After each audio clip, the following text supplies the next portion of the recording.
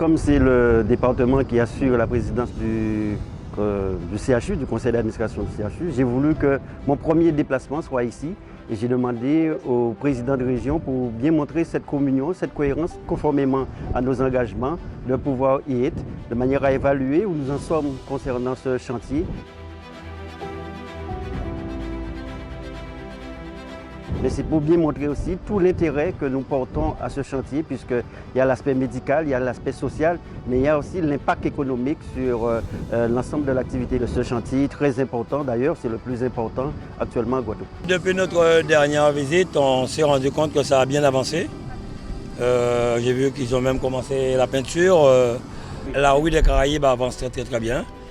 Et nous avons profité aussi pour dire que nous allons bientôt commencer les travaux, j'espère, de Médecine Vallée, la faculté de médecine de plein exercice. Et pour nous, c'est une chose très importante pour nos jeunes futurs médecins. Ma très grande satisfaction, c'est de voir comment c'est bien intégré, ne serait-ce qu'avec la rue Caraïbes, qui est bien intégrée dans notre environnement géographique, mais aussi environnement culturel.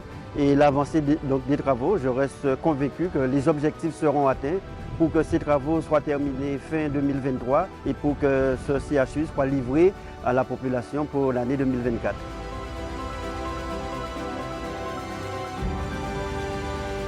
Je pense que ce soit l'État, région, département, l'ARS, nous nous sommes mis vraiment pour pouvoir rassurer les Guadeloupéens sur la santé. Donc il y a beaucoup d'entreprises guadeloupéennes, soit en sous-traitance ou autre. On sait comment cela se passe pour des chantiers de cette envergure. Il y a une certaine technicité qui nécessite parfois le concours de l'extérieur, mais on peut se satisfaire puisqu'on a vu la société Sotradom et bien d'autres qui sont présents sur ce chantier. Ce que je voudrais également préciser, c'est que on a visité aujourd'hui le CHU, mais dès la semaine prochaine, j'irai visiter l'actuel CHU pour voir dans quelles conditions se trouvent nos patients, nos malades, où travaillent les médecins, de manière à bien vous montrer cette volonté de s'imprégner de cette réalité et pour que nous puissions aller le plus loin possible.